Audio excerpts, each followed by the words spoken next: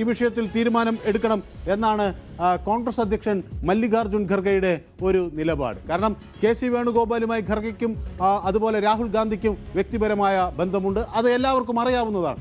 അത്തരമൊരു സാഹചര്യത്തിൽ സോണിയാഗാന്ധിയുടെ തീരുമാനത്തിന്, അന്തിമമായ തീരുമാനത്തിന് കൂടുതൽ വിലയുണ്ടാകും എന്ന് എല്ലാവരും കരുതുന്നു. 8 ദിവസമായിട്ടും തീരുമാനം പ്രഖ്യാപിക്കാൻ കഴിയാത്തതിൽ ഘടകകക്ഷികളിൽ വലിയ തോതിലുള്ള പ്രതിഷേധം പുകയുകയാണ്.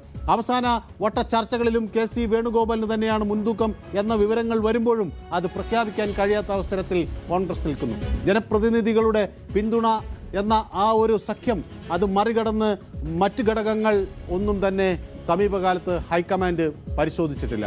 അപ്പോൾ ജനപ്രതിനിധികൾ ആരെ പിന്തുണയ്ക്കുന്നു എന്ന ആ ഒരു സംഖ്യ തന്നെയാണ് ഹൈക്കമാൻഡ് ഒരു പ്രധാന ഘടകമായി എപ്പോഴും എടുത്തിട്ടുള്ളത്. അതിനപ്പുറത്തേക്ക് ഈ അടുത്ത കാലത്ത് അങ്ങനെ പോയിട്ടില്ല എന്നത് ഇവിടെ വളരെ ശ്രദ്ധേയമാണ്. അപ്പോൾ തീരുമാനം നാളെ ഉണ്ടായേക്കും എന്നാണ് സൂചന.